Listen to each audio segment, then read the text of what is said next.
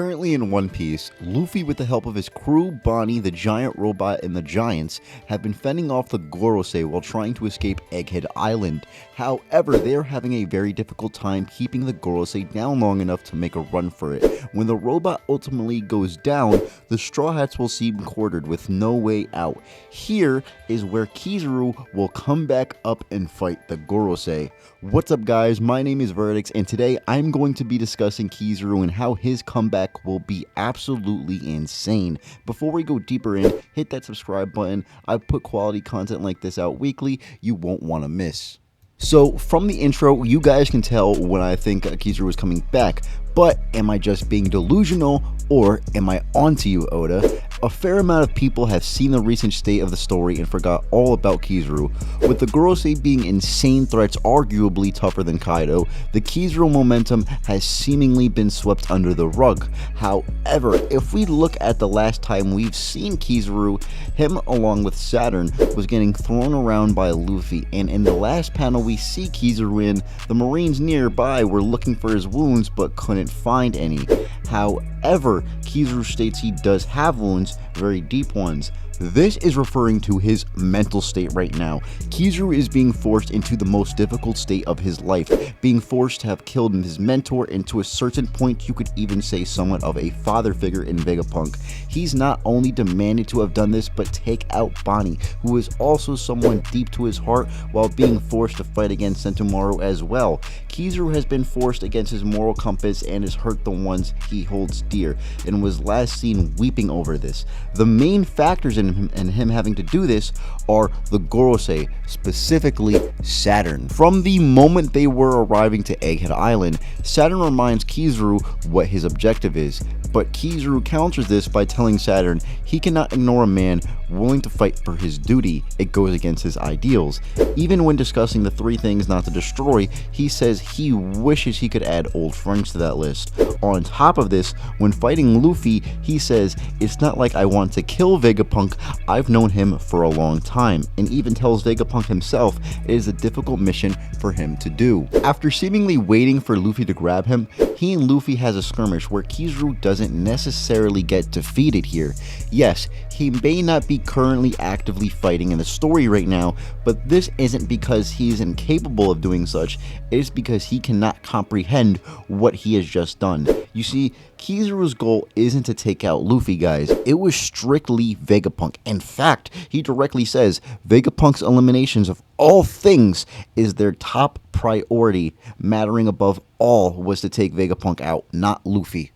In fact, he actually accomplishes this goal and does just that. He didn't even want to look as he closes his eyes when shooting him, and once his message starts playing, Kizaru seemingly starts to give up, not trying at all. And in the last panel we saw, he has his hands over his eyes saying he has deep wounds, while the Marines are trying to find physical injuries.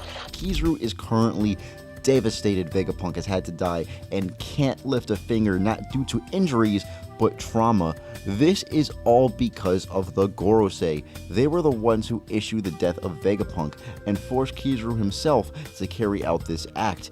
Even when he tries to let them get away, Saturn would call him out for it, and I get a lot of people have heard the admirals are holding back enough, but it still doesn't change the fact that they, specifically Kizaru, are. When Garp had to choose between his job and his family, everyone gave him support and understood his situation, which rightfully so they should, but I don't understand why it can't be the same thing for Kizaru when the exact same thing is happening here. Kizaru was forced to sit back and even assist in the execution of someone very special to him, just like Garp, yet we don't view them in the same way and give Kizaru so much shit, as if Garp didn't let Luffy punch him and even punched Marco to stop him from getting to Ace to free him. So you guys already understood this concept but refused to give the credit to Kizaru.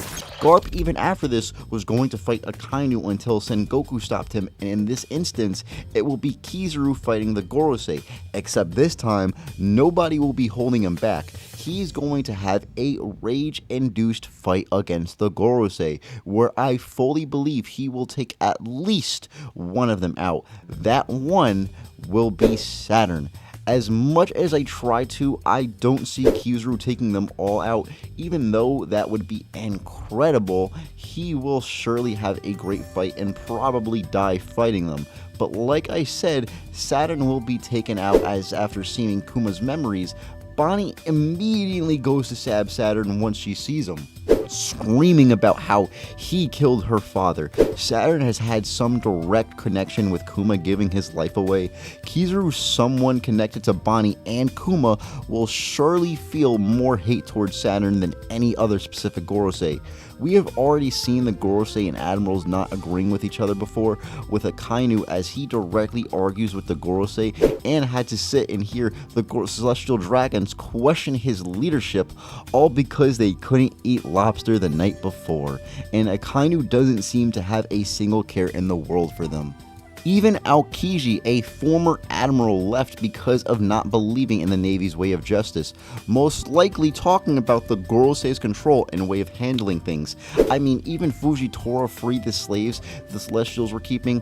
What's not to say Kizaru, who is a man of morals and has his own ideals, won't follow this pattern, especially being affected by it so much, arguably more than anyone else. The Navy and the world government are bound to split, and I believe it all starts with Kizaru fighting the Gorosei and killing Saturn. Saturn is seemingly the weakest Gorosei, whereas attacks on Warcury by Luffy cannot even hurt him, but they definitely do to Saturn, and even Kuma does this as well. You see, Saturn is a regen merchant. The guy has had his legs cut off by Brook of all people, and his stingers cannot even pierce through Chopper. He also was the first Gorosei to be shown in depth to us, and if you go by basic anime tropes, you always introduce the weaker member's capabilities first. If a simple sword can pierce through his skin, not just by Brook but Bonnie, even though yes, it didn't necessarily hurt him, it still pierced through his skin, while Warcury's durability is being compared to be even greater than Kaido's. Kizaru has more ways to pierce through and cut him, and has AoE attacks to prevent his regeneration. Do I think he will take any other Gorosei down? Well, not really, only because of narrative purposes, but I do think Kizaru is strong enough to take on and successfully win against any Gorosei in a 1v1. I understand Kizaru doesn't have the most insane feats ever, but he has very impressive ones off simply holding back and massively as well. To view his feats in Egghead and then attempt to use this to scale his full capabilities would be unjust. I believe we will see his awakening and then the first Logia awakening when he returns.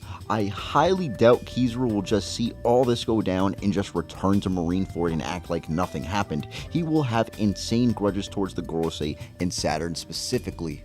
His feats are actually pretty good as well, as he no-diffed Snake Man Luffy, who was giving Kaido smoke and even overpowering him. He gets even stronger due to the post-island buffs, and in a form that overpowered Kaido while being stronger, got no-diffed by Kizaru. While in Gear 5, the only ways Luffy was able to land hits in on Kizaru outside of Stargun was by sneaking up on him.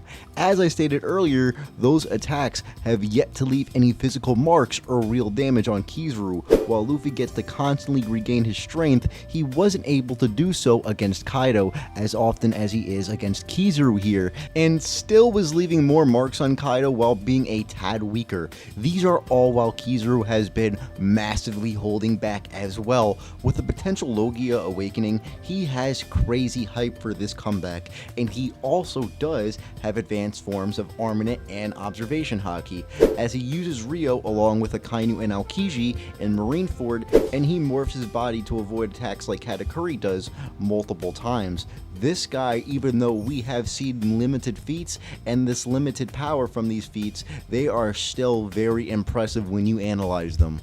Kizaru has had an amazing character arc in Egghead that has genuinely gone massively underlooked. The dude has had to go against every single one of his friends, all for the sake of duty. This isn't the first time we have seen an admiral question the line of work they are in, as Fujitora does this constantly wherever he looks, no pun intended, and Kuzan even left because of this constant questioning.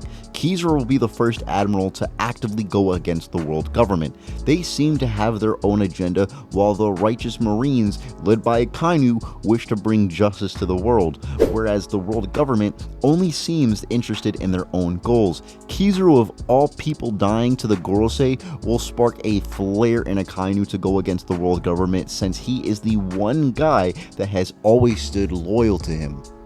However, Kizaru won't just go down, he will be swinging, and I mean showing insane feats by 1v5ing the Gorosei and having some moments of victory, and like I said, even take one of them out. This man's comeback will make the community go insane and show the world why Kizaru and the rest of the admirals are to always be respected. Well, that's it for you guys. I hope you enjoyed. Subscribe if you did. We are almost at 1,000 subscribers, and it would mean a lot to me if we hit that. Shout out to Sumo Llama on Twitter. He hooked me up with this thumbnail, and if you would like some of your own, hit him up on Twitter. His link will be in the description. Check out my Twitter as well for more of my takes and updates on when I'm uploading. That will be in the description as well. Leave a like and comment any video idea you would like to see next. And without further ado, you guys can get out of here.